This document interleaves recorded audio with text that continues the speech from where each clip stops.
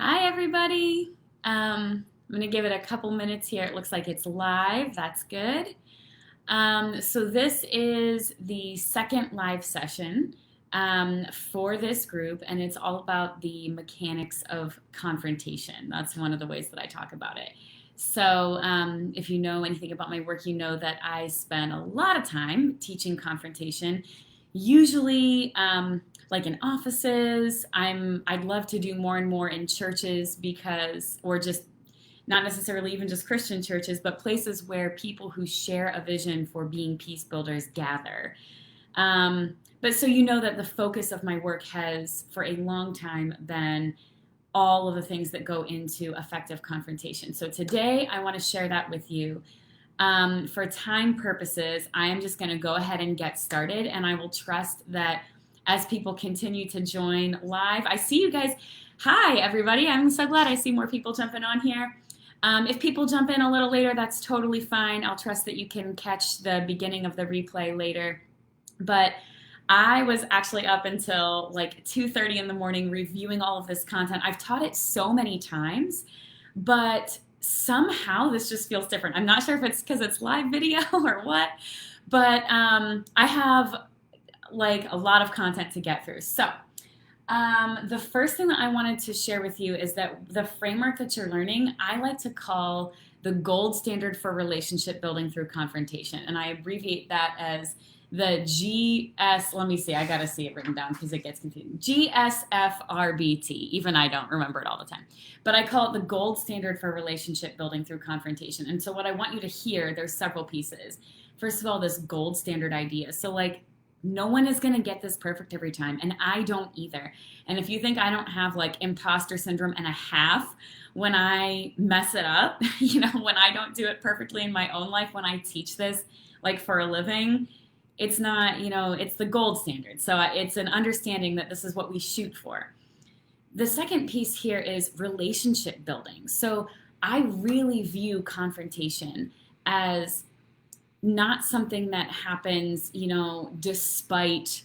Let me start from the beginning. I view confrontation as something that can be the springboard for a more authentic and deeper relationship. And what I hear a whole lot in my work is people avoiding confrontation because they feel worried about it damaging their relationships. So what you're going to learn today is a way to approach it, some tactical advice to make sure you understand that really what's happening is a fortification of a relationship. We are building relationships, even if it's, a new relationship. It can be the starting place of a meaningful relationship, or it can be, fortification of an existing one.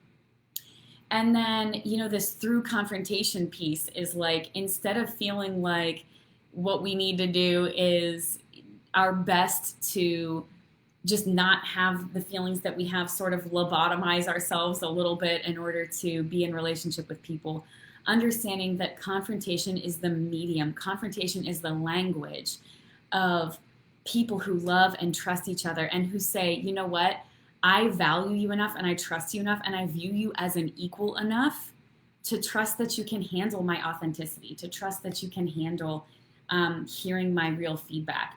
So I would love to know who all is here, and if the comments feature is working. Last time I was a little bit tripped up because I switched to the new Facebook. So if you guys are here, could you just say hello in the comments? I just want to see if the comments are coming through and if I'm able to see them live.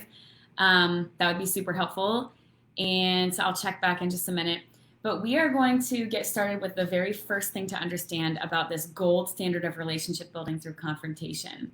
So if you know anything about improv, you know that the first thing that you'll learn is this idea of yes and.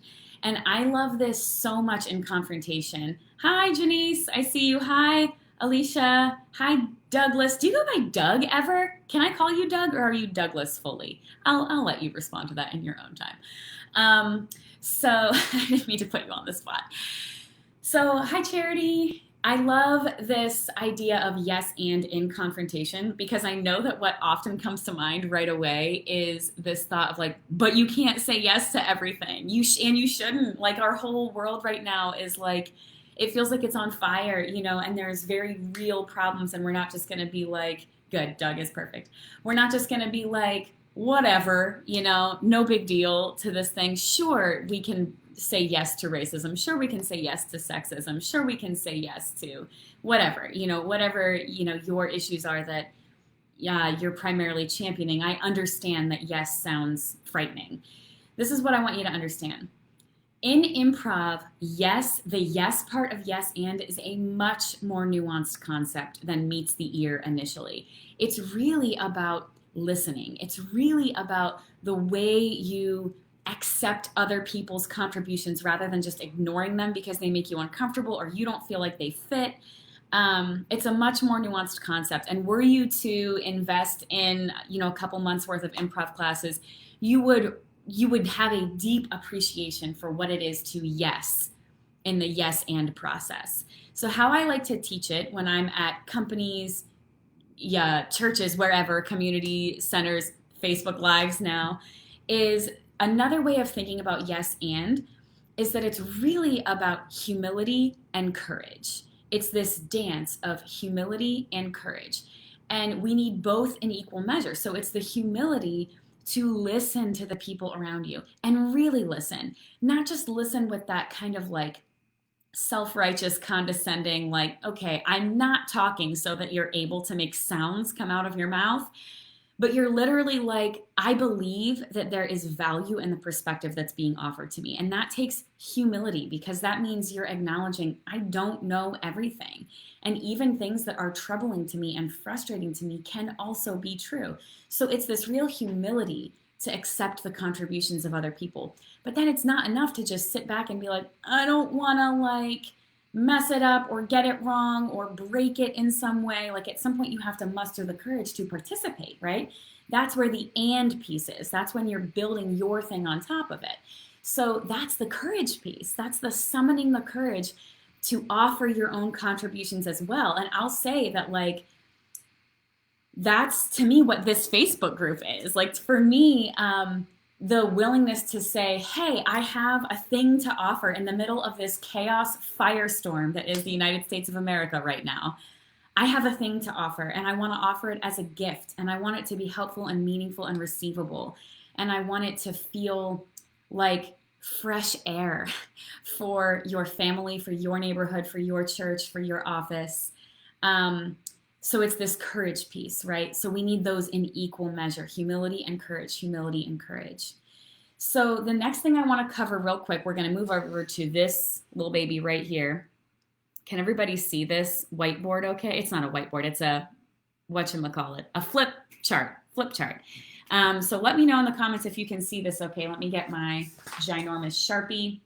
So we're going to review quickly the core 5 improv skills, and these were listed in the Facebook group earlier, but I want to just make sure you're clear on how these apply to effective confrontation, to relationship building through confrontation. So, there we go. Boy, that lid was on there tight. Okay, the first one is chosen curiosity.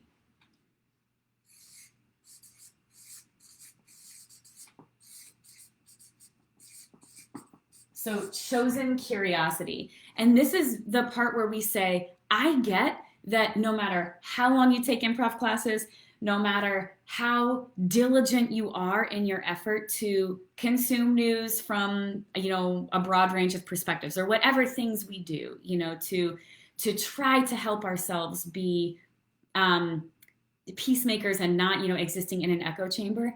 It is going to be your knee-jerk reaction to revert to your narrative when you're feeling insecure. So I hope that you really heard that.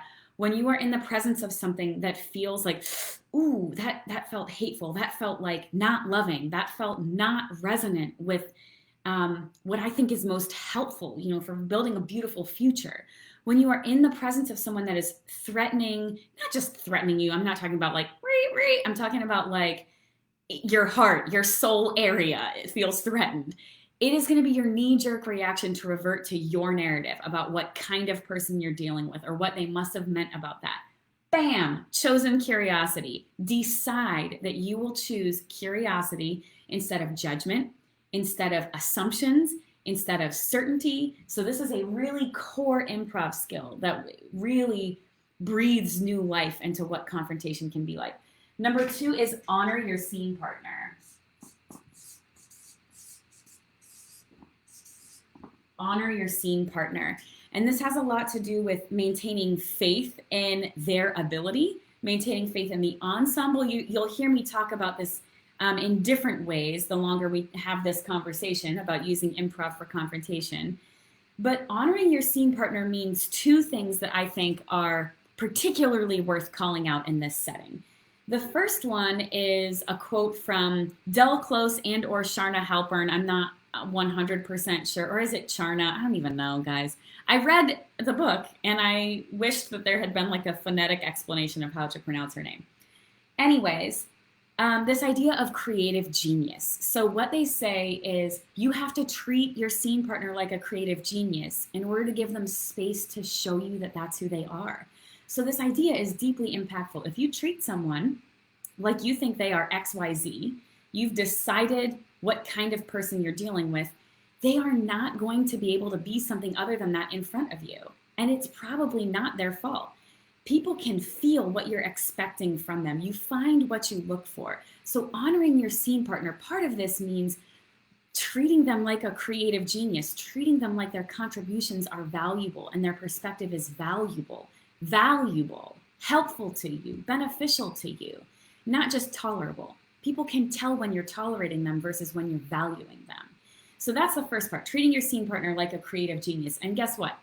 When you believe someone is a creative genius, you don't have to treat them with kid gloves. This doesn't mean that like, oh, well then that just means that you just never tell them that you disagree or you see it differently.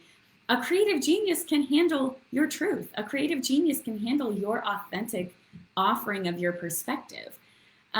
So the second thing that I like to bring up when talking about honoring our scene partner is this really beautiful ritual improvisers have before every show. So we're all in the green room before we come out, and just if you've never improvised before, I want you to understand like the feeling, especially when you're new, of being in the green room and you know your team's about to be up and your heart is just like pitter-pattering. You probably have a little bit of boob sweat going on and you're just like, this is about to happen. People paid money for me to make them laugh. I hope this isn't an embarrassing train wreck, you know. And what we do before every show is we make eye contact with each other person on the team and we touch them on the shoulder and we say, I've got your back.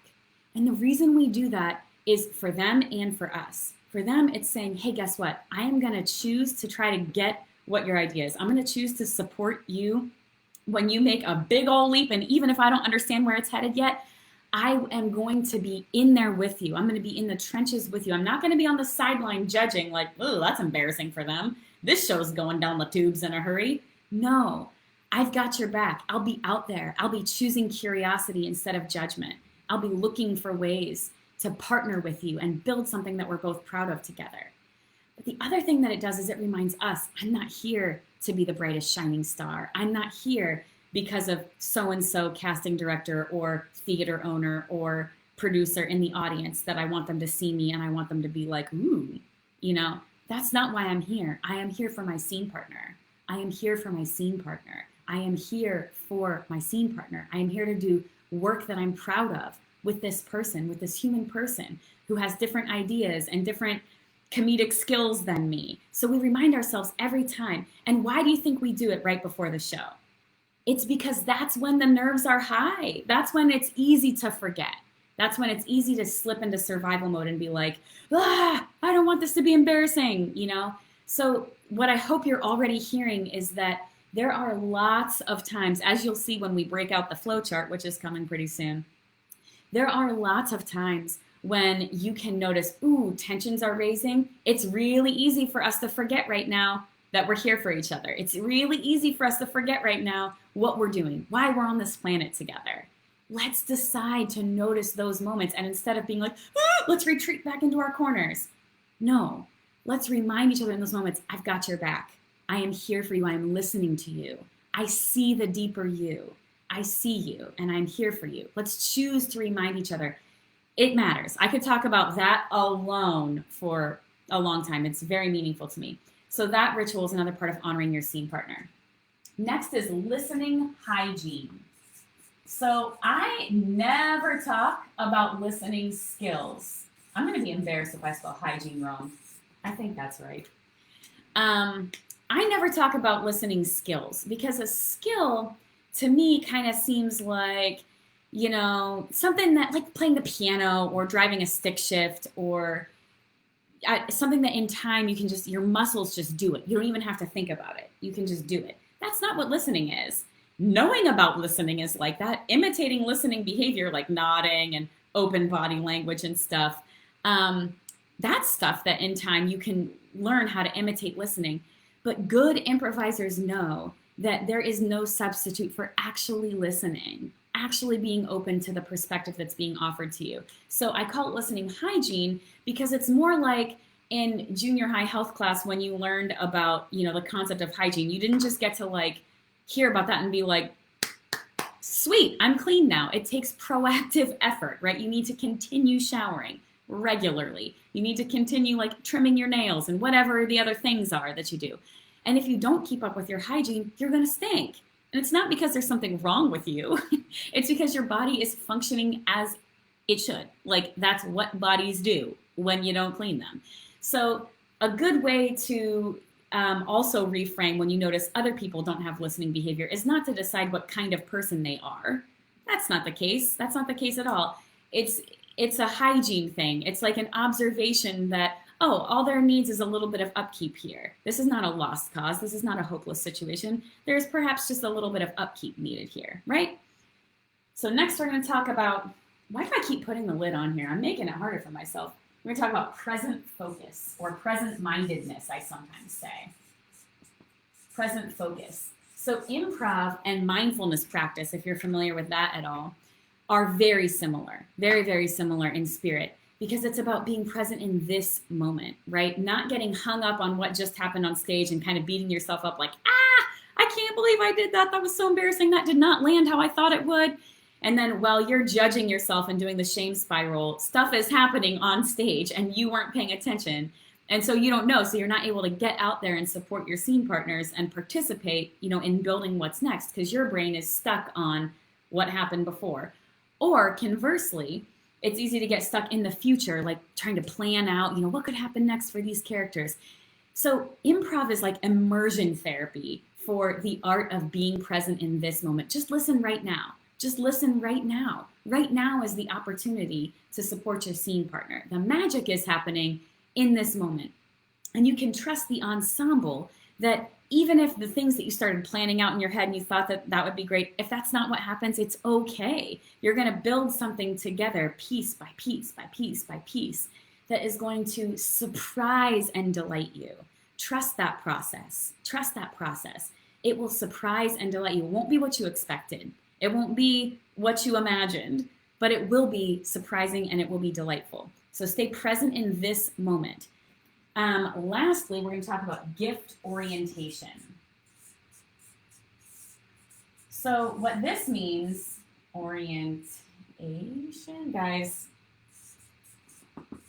it's clear where my strengths are and where they're not.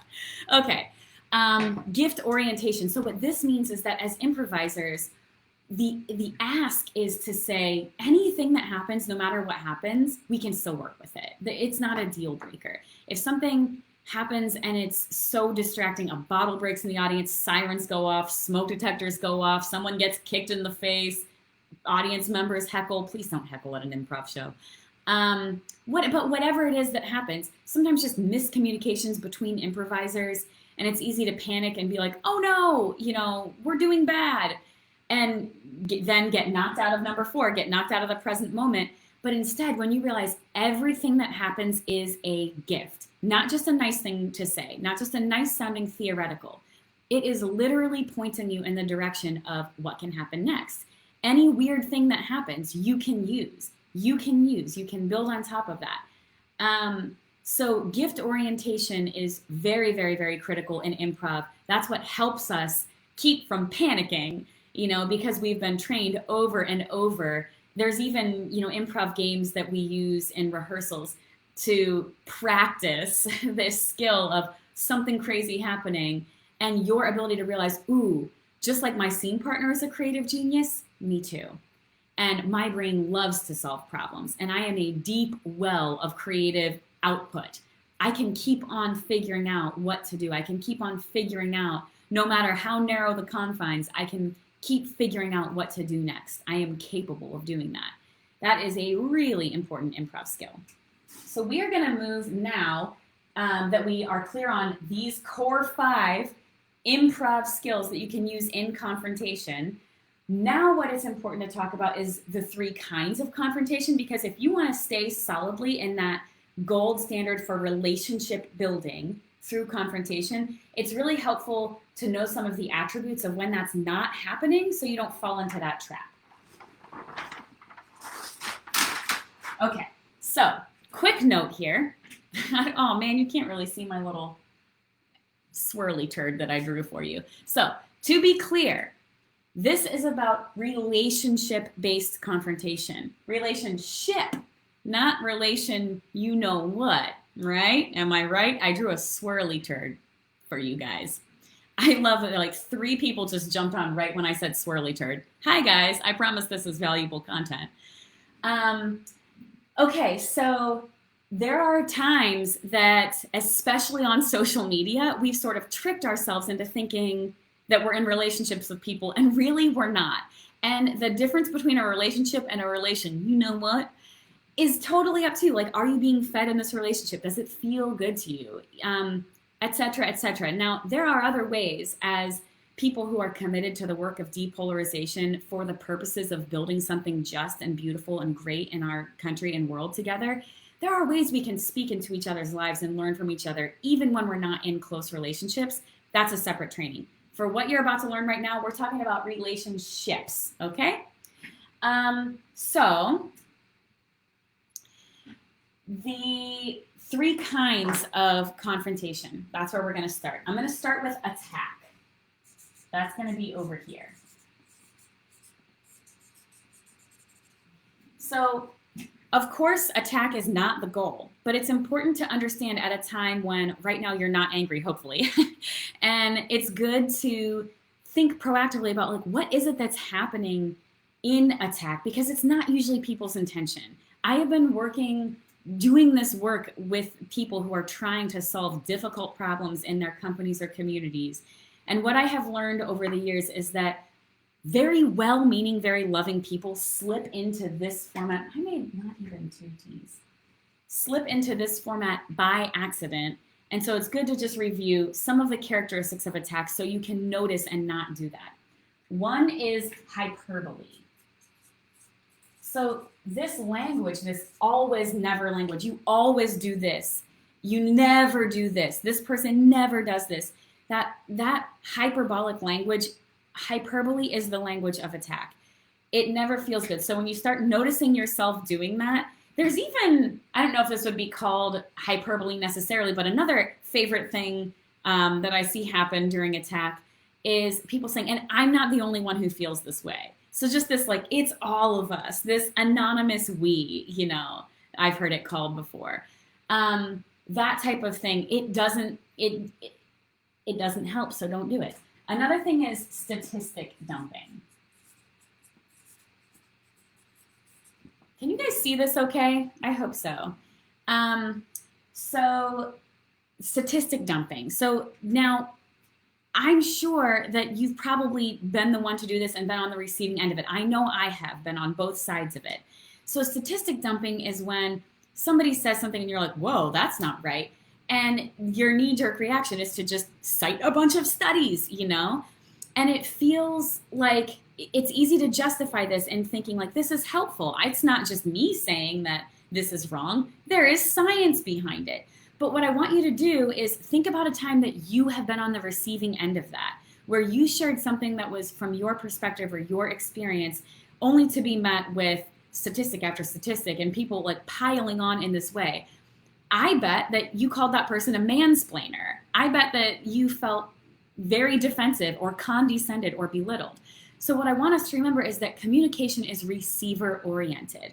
So regardless of what your intentions, pure as they may be, this is often a way that people feel condescended and belittled and shut down. Now, this is not to say that we can never share statistics with people, but there's a way to do it that it's receivable and doesn't put someone on the defensive. So we're going to get to that in just a minute. Another attribute is name calling. Now, I'm sure that the people on this call right now hear me say this and they're like, I would never. That we all agree about that. Name calling is nasty. We all agree about that. But the thing is, labeling is another way of name calling. And so I hear such loving, well-meaning people doing this extremely often right now. Calling people racists, calling people bigots, calling people sexists. And what I just want to ask you is, you might feel like, okay, but I can point to evidence that I'm right. Do you want to be right, or do you want to be helpful? Do you want to be right, or do you want to be effective? I think what you really want is to participate in the growth story of both yourself and this other person, right? What good does it do to call someone a racist if all that happens is they become angrier and more defensive and nobody learns anything and now they're quite sure that you are a meanie? Nothing has been accomplished right now, right? So name calling of any kind, name calling of other people inside your echo chamber, also not helpful. What I mean by that is, even if you are calling somebody a name and you're not doing it to their face, you're just saying it to people that you know will clap and be like, that's right. Or participating in like spreading around memes or whatever that are funny. And you know, you're not like directing it at somebody who would be offended, but you're passing it along and circulating it within, you know, your own echo chamber. Still not helpful, still very hurtful. And then another thing is reduction. So it is a thing that people do in attack when they are summarizing. So let me get this straight. What you're saying is, and then whatever comes out of their mouth next is the most reduced, hurtful way you could possibly repeat back somebody's sincere, heartfelt concerns or perspective. I can think of times that this has happened to me at the hands of people whom I still love and go to church with and whatever. Like, this is not just behavior of meanies. This is things that people, when they're feeling defensive, when they're feeling desperate, sometimes I've noticed this happening when it's like, but I love you and I can't stand that you don't agree with me, you know, and it's just this like, please, please. And so it's almost like this feeling of, if I could help them realize how simply wrong they are, then they would come on over to the side of common sense, you know, something like that is, I think, why that happens. But keep in mind that that feels very painful when you're on the receiving end of it. So that's attack. Next, we're going to talk about intervention. Now, I am a social worker by trade. Well, not by trade, by education and former trade. And so what I want to point out is that intervention is a perfectly legitimate form of giving feedback, which is really what all of these are, truly is giving feedback. Intervention is a perfectly legitimate way of doing that. But so often people jump here first when it is not, the situation is not appropriate, and they don't have the necessary preparation or training to really succeed in making that work anyway.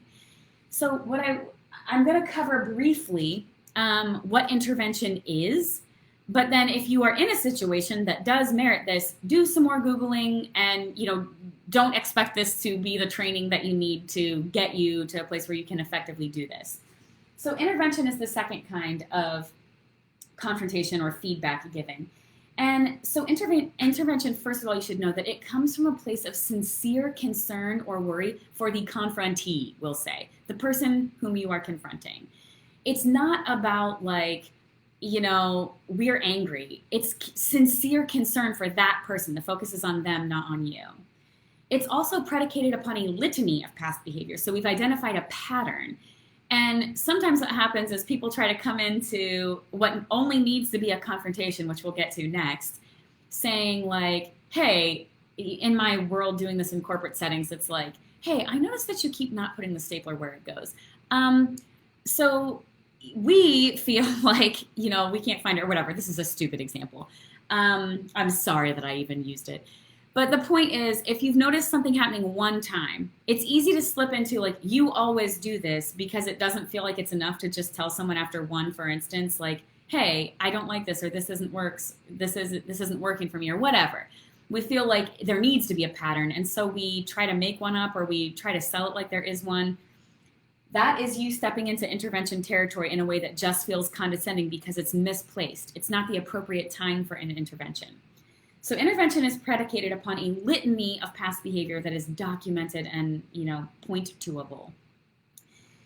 Another component is that in an intervention, the confrontee is asked to simply listen. So in a confrontation, we're building together. Remember, we talked about yes, and, listen, build, courage, humility. In an intervention, it's not that. It's like, listen, this is how your behavior is impacting us. We are worried about you. We are worried about your future. So they're asked to listen. And the reason is that previously, before an intervention, the folks involved, the stakeholders here, have come together to make sure that they're on the same page about the lived reality.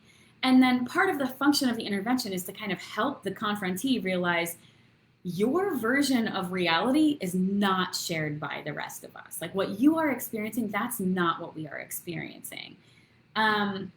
So there's been pre-planning on what the situation is, and then also what the boundaries and consequences are. And then lastly, what the ask is. So in an intervention, there is a clear ask for the confrontee to take advantage of a particular resource or tool, whether it's rehab or anger management or whatever the case may be.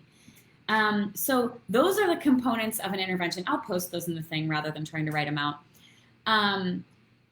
And so I hope what you're realizing is that if you jump at a time when a confrontation is all that's needed into having conferred with other people and built something up to bigger than what it needs to be, you're not setting yourself up for success. People very frequently want to jump right into an intervention.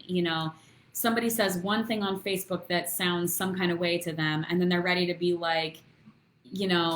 full-scale intervention, like this is what this is doing to our family, and it's like, whoa, breathe, this is going to set both of you up for disappointment.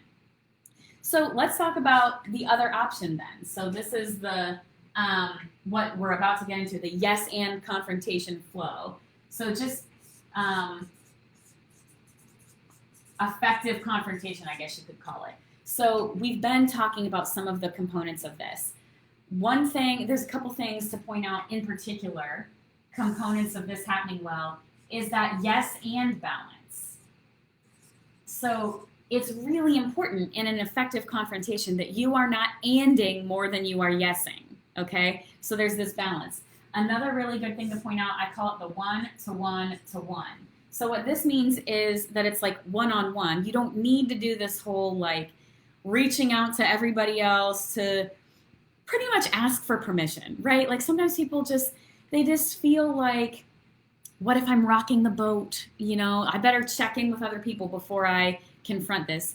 You really don't need to do that, because confrontation is not going to rock the boat. It's going to strengthen the boat, okay? When we do it this way, you're not rocking the boat. You are fortifying it, all right? So just keep it one-on-one. There's no need to cease blind copy other people or whatever else the stuff is people do. And then the last one here is it's about one, for instance. It's not about this whole pattern of behavior.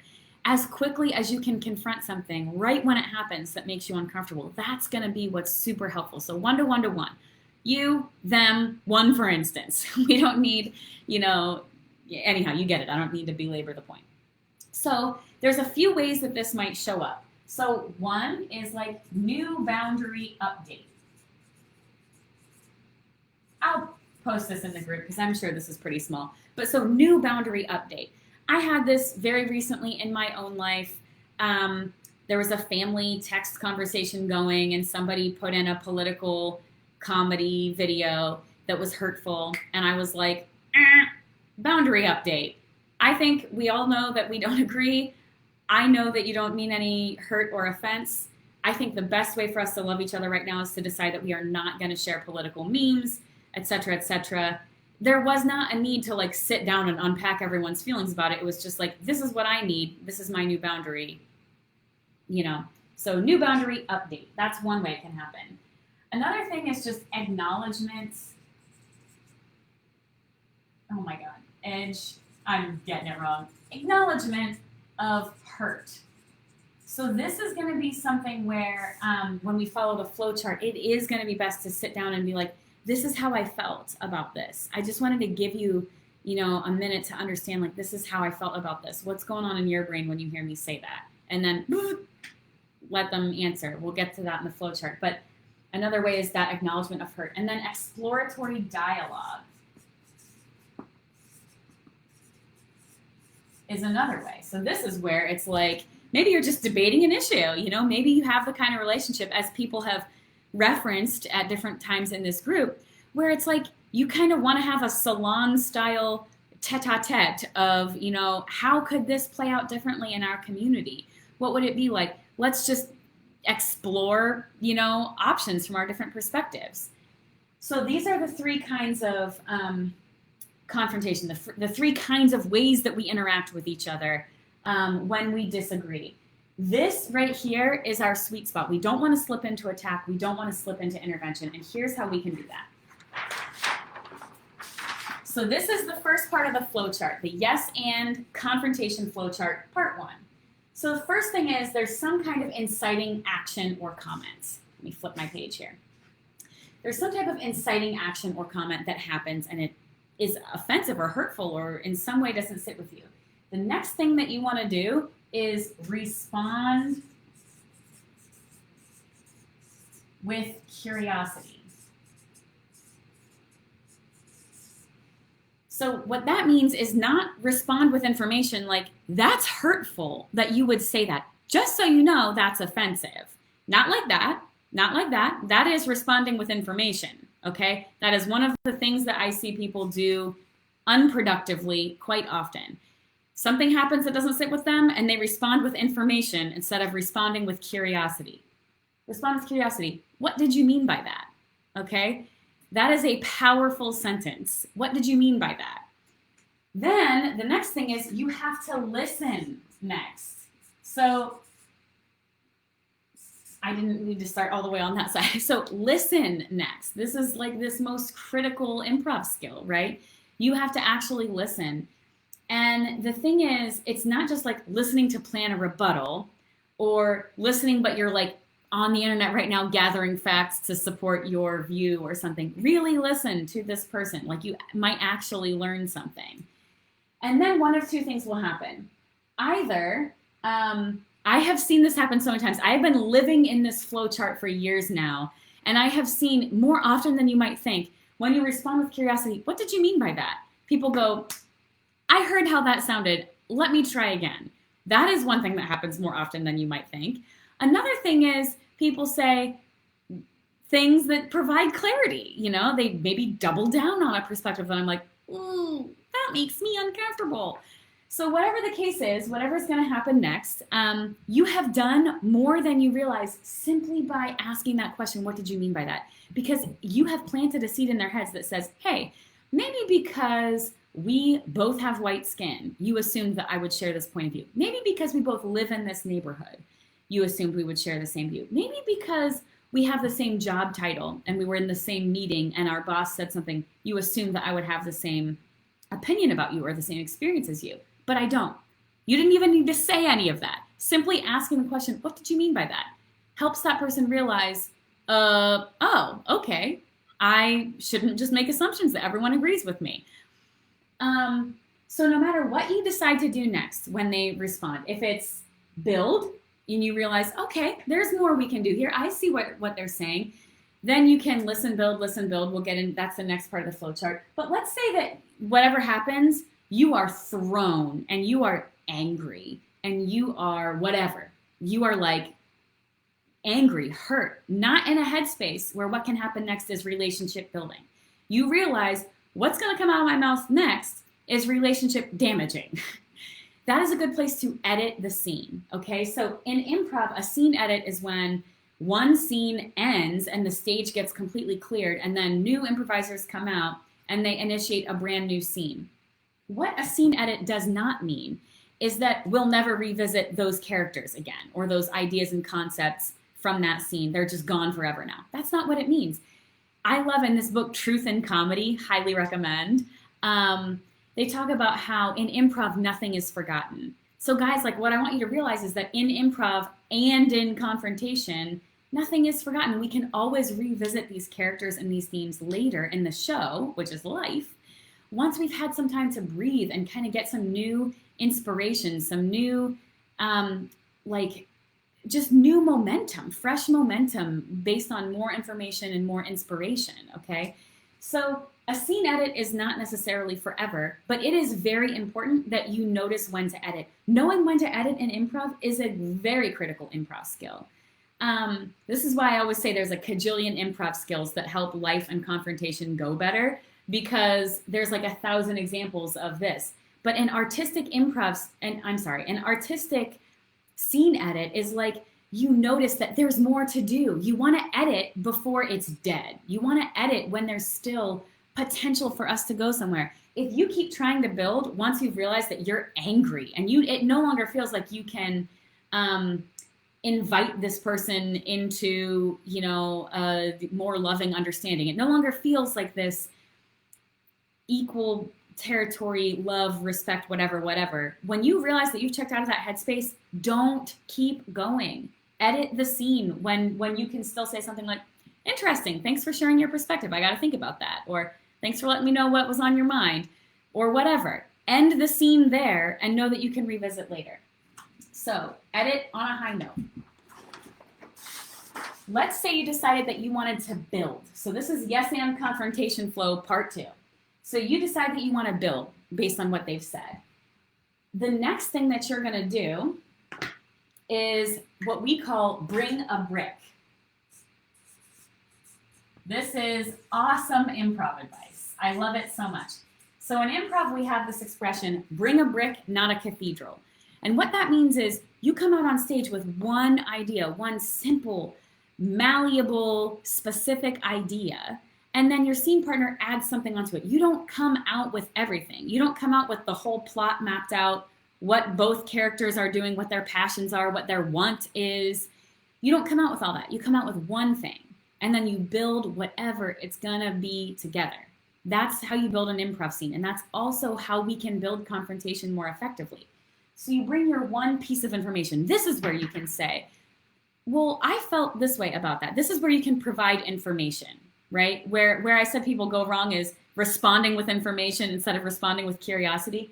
Right here, when you bring a brick, this is your opportunity to bring some information into the scene. But here's the thing, HCK, this is how we're gonna offer it so it's receivable, with equal parts honesty, clarity, and kindness. So let's talk about kindness for a minute, because do you remember that improv ritual I told you about before? When you are offering information, that is a really good time to notice, hey, now is a time when we both might be feeling a little shaky, a little insecure, a little something right now. We might both be feeling that. Now would be a great time for me to remind my scene partner that I have their back. Now would be a good time for me to remind me and them that I am here to explore with curiosity, and I'm here to build something beautiful with them. Surround it with gratitude. Thank them for listening. There's different ways, I am not interested in offering scripts to people because you are already great improvisers. You've been improvising to this point. What I'm most interested in is providing kind of those like core improv concepts so that you can stay in the moment and you'll have what you need when you're in that headspace. So with kindness, that might mean remind them that you've got their back, thank them, whatever it is, but you need to offer whatever you're going to say with honesty, clarity, and kindness. Then the next part is that we yes. So listen again. And this is where we're going to draw on our gift orientation, okay? Yay, it says, because it's going to be real easy. Whatever this person says next after you offer your information, they likely haven't been in this training, right? And so they might have some reactive words to share with you at this point. This is where it's really important for you to remember everything is a gift, everything is a gift, everything is a gift, everything is a gift, everything is a gift. It's really important to remember that right now. There's not something that can happen next that will make it so you don't have anything left to say, right? Whatever is going to happen next is going to point you in the direction of more clarity on what you could offer,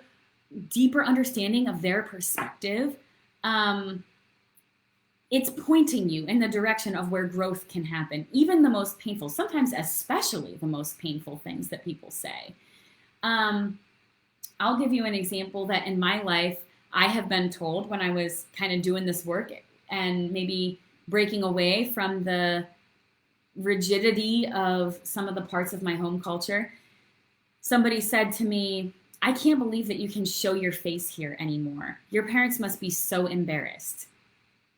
Painful, painful, painful thing to have said to me. And first of all, what I was not an improviser yet. I didn't have this framework yet. But when I started being more proactive about forgiveness, that was a conversation that I especially had to work through.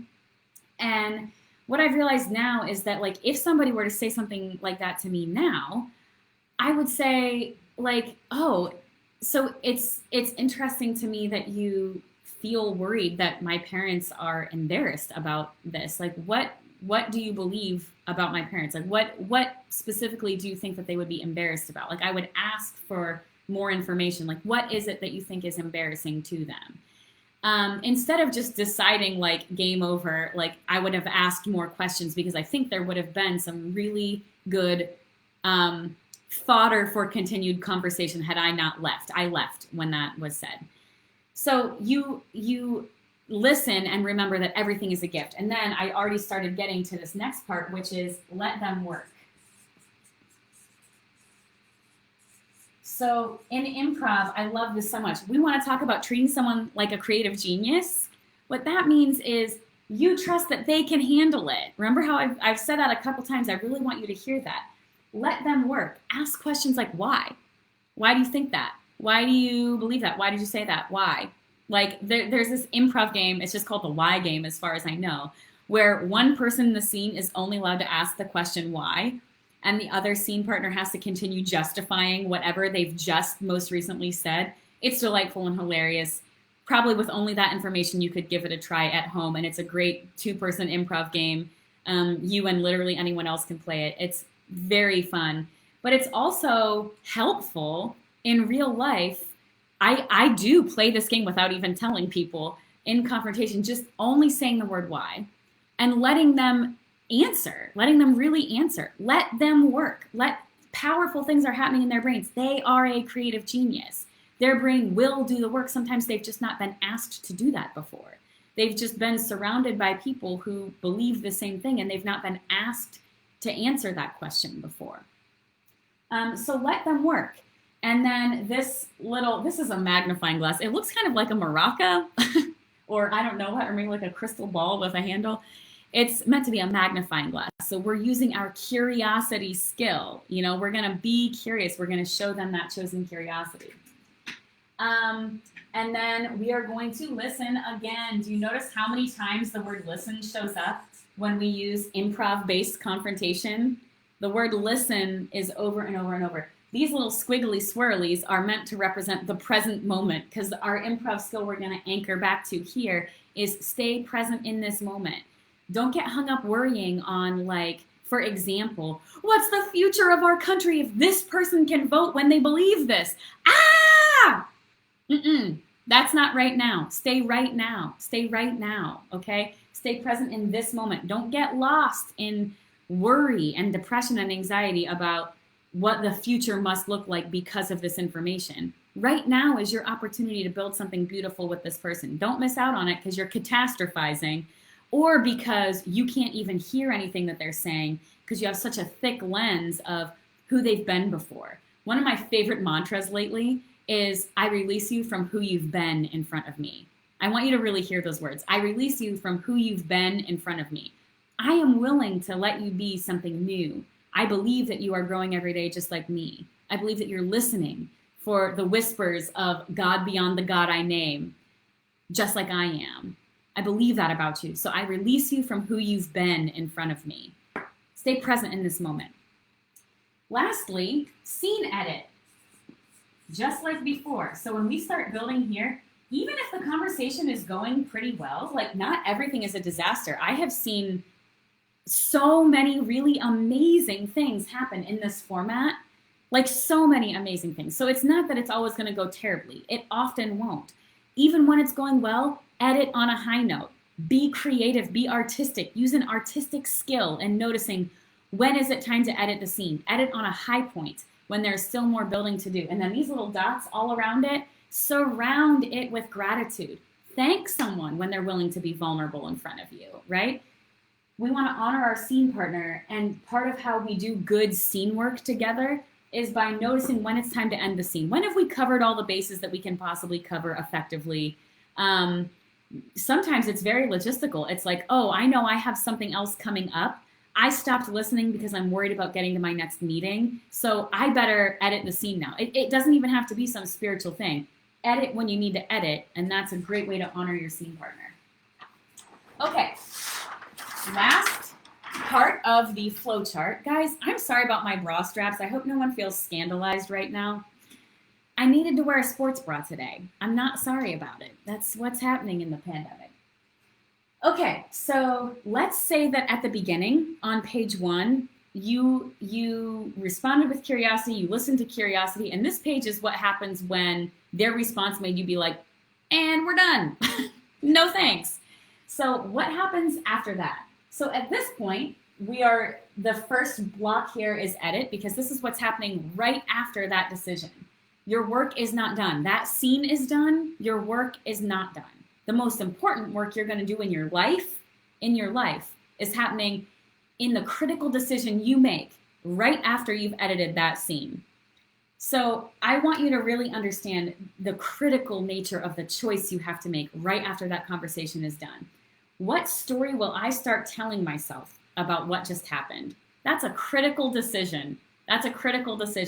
Those are relationship defining decisions that you're making right after you've edited that scene. So here's what you can do to help yourself out, set yourself up for success. Right here, your next action after you edit the scene, sounding board. Now, this is what I'm gonna really ask you to do, because there is a fluff territory right here that I'm gonna call getting into alignment, but every time I timed this session out, I knew we don't have time to get into that right now, so I will offer that in a separate training. There is a middle step here. But the action that you do that you could like cross off a checklist is sounding board. Now, who can be on your sounding board? Someone that is going to feed your curiosity, not feed your narrative. Please, if there's just nothing else that you hear today, I really want you to hear this idea. Please note, at a time when you are in alignment, at a time when you are not angry, make a list of people who have earned the right to speak into your life in this vulnerable way at the times when you are feeling triggered, when you are feeling angry, when you are feeling isolated from your family, from your tribe, from your church, from whoever. Who are the people who have earned the right to hear that vulnerability and to speak into your life in a way that you can receive? Someone that will feed your curiosity, not your narrative. So this is not probably someone that is solidly in your echo chamber, that you can say whatever you want, say whatever nasty things that you want to say about that person, their politics, their whatever, and you're going to get clapter. You're going to get someone cheering you on like, yeah, get them. Not someone that's going to send you a mean-spirited meme making fun of that person's ideology. That's not who should be on your sounding board. So who are the people that will help you remember who you really are, which is a person of love, and who that person really is, which is a person of love? Who is it in your life that can speak into your situation in that way? That's who you're going to reach out to here. People that feed your curiosity, not your narrative. A lot of times people call this stage venting. Lies. Most of the time when people are venting, it's like, I'm upset. Would anyone like to pour gas on this fire? And then we'll just all be real mad together and we'll tell ourselves we accomplished something. We know that that's not helpful, right? Okay, so the next thing that we're going to do after we've touched base with our sounding board is personal inventory. Now, this is another thing I will get into. I have like a whole checklist. I could probably just post it in the Facebook group for you of the times when you are preparing for a next confrontation, some very helpful things to do. But this is what you want to do here is chosen curiosity for yourself too. What is really bothering you? What is the value that is ultimately being violated? The value that you hold that is being violated in this situation. I have an exercise to help people track back a belief that they hold. A belief is just anything that you think is true. Vegetables are helpful. Libraries are good. What's maybe even more contentious one, like people should be allowed to have guns. Whatever it is, a belief that you have, anything at all. The value behind that is the important thing to figure out. So we fight about beliefs that we have. What's more helpful is when we get into values territory. We're going to get into this more in a separate session because I want to be respectful of everyone's time. But this is the next step to do. Personal inventory, chosen curiosity. Please don't miss out on the opportunity to really figure out why you believe what you believe. Are your beliefs in alignment with your values? Are they? Are they? Are they? I don't know. You know how people do that? Anyway. Are they, though? So do that personal inventory. And the thing that's awesome is that once you've been in your sounding board, once you've touched base with that person, then a really cool thing happens, which is that you can start to get back into alignment. You're remembering who you are. You're remembering who this person is. You're trusting the process of building this thing piece by piece. You're remembering it's not your job to fix racism in America by yourself. You're remembering there's an ensemble of people, millions and millions and millions of people working on these issues, and they are your scene partners, even though you don't know them. So you're remembering all that stuff. Trust the process, trust yourself, trust this other person. So this really beautiful thing happens, which is that you get back into alignment, and then you're able to do one of two things. Either ask for FaceTime and invite this person into a conversation that can honor both of you once you're in that headspace. Or you get the clarity you need on, like, I'm not the person that can help this person grow. I am not the person that can grow in front of them. Because help someone grow, I haven't figured out better words to use, but I don't like those words because it's lopsided and that's condescending. So grow alongside is maybe it, but it doesn't feel like it. Anyhow, so the point is, if you realize that you're just not that person, then it's good to do a big scene edit, a releasing of this. Maybe it's like, that's our time, like at the end of that show or whatever. But you decide, like, okay, there's not going to be another conversation, at least not right now. And then, even then, your work isn't done, because then we move to forgiveness. Lately, I've been fond of saying that forgiveness is the most underutilized F word in America right now. Forgiveness. Is anyone going to laugh at that in the comments? I think it's a hilarious thing to say, and it's also true. So again, forgiveness, the way that I teach it, if you were on the first training, is not saying I'm zen with injustice or whatever. That's not what forgiveness is. Forgiveness is I release you from my limiting beliefs about this situation. I release you from my limiting beliefs about you. I release you from the responsibility of any limiting beliefs I now agree to have about myself because of this exchange. I know that sounds like woo-woo talk, but I hope that you'll interpret that in words that you can receive if how I said it makes you feel like I'm some kind of a spiritual woo-woo person. Think about what you start believing about yourself because of how somebody made you feel, and don't do that. Don't agree to feel that way about yourself. And that is a great way to set yourself up for success in a relationship with that person in the future. So that's the work of forgiveness as I teach it, and that's kind of what we talked about more in the first training, which you can go back and watch if you didn't get to see it. Okay, so that's the last part of this flow chart. Any questions that you guys have about that, I will come back to later. We are rounding out the hour, so I just want to end with a couple thoughts. First of all, you are an improviser.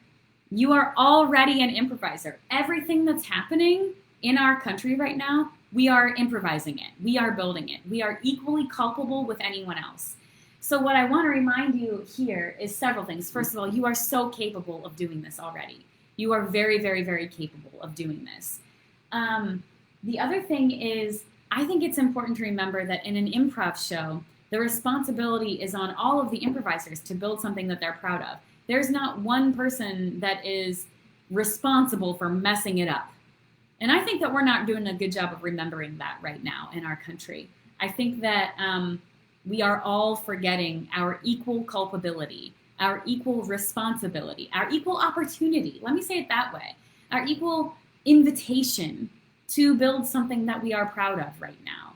And it's really easy when, and I know what this feels like as a performer, when the show takes a turn that you're like, that's not what needed to happen just now. That was lazy improv. Usually people making it about gross stuff or whatever because they're trying to shock the audience because they don't trust that like the simplicity of what's being built in this conversation is enough. So they panic if the audience hasn't laughed for a minute and they just say something gross or weird or mean. So in life, when that kind of thing happens, it's easy to like face palm. But what I want you to do is face palm and then get back in there. Don't just decide that it's this person's fault for breaking our country.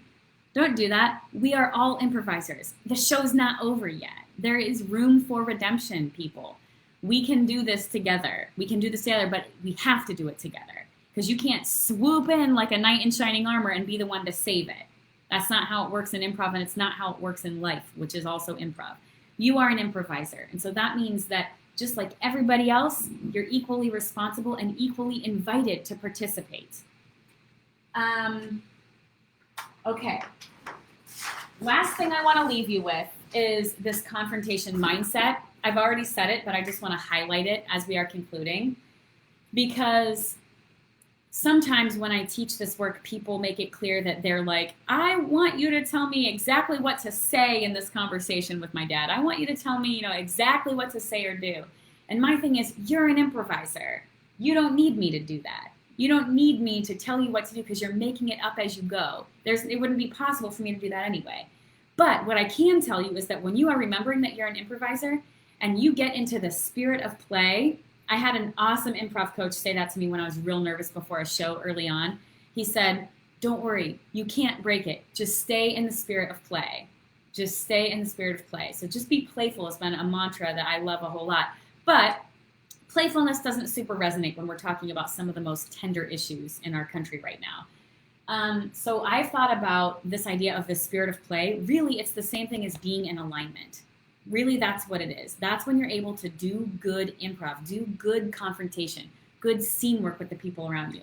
So that mindset that you need to be in order to have what you need, have the words that you need on your own, is this. You have faith in yourself.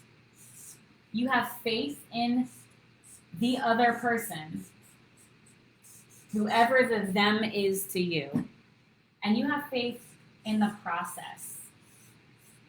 You have faith in the understanding that we're going to build this thing one piece at a time. Regardless of your politics, I hope you can appreciate this example from Ruth Bader Ginsburg, who in her time before she was a Supreme Court justice was a lawyer, and she was so strategic. She was holding this big vision, right? This huge vision for what could be possible in America. But she knew she would achieve it one case at a time, and she was so strategic with which case she took on. And I'm sure she got discouraged sometimes, but big picture, she understood one piece at a time. I don't need to bemoan the slow and steady work. I don't need to freak out because we haven't crossed the finish line yet and throw in the towel or be angry at everyone around me, whatever it is. Trust the process, one piece at a time, one piece at a time. That's how we're going to do this. That's how we're going to build something we're proud of together. Okay, thank you guys so much. There's a million more things to cover, and I'll probably do another poll, or I'll just keep you posted on what's coming next. But I just truly want to thank you guys so much for being here. I want to thank you for the ways that you are looking for opportunities to depolarize yourself, your family, your church, your neighborhood, your corner of America. That's how it works, baby. One corner of America at a time. We are going to learn how to find a way back to each other. And when we do that, we're going to learn how to build something that we are legitimately proud of, because it will represent who we really are. It will be something loving. It will be just. It will be beautiful. It will be peaceful. Big vision. We can do it. All right. Thank you guys so much. And I will look for your comments. I'll look for your questions in the comments throughout the day. Bye.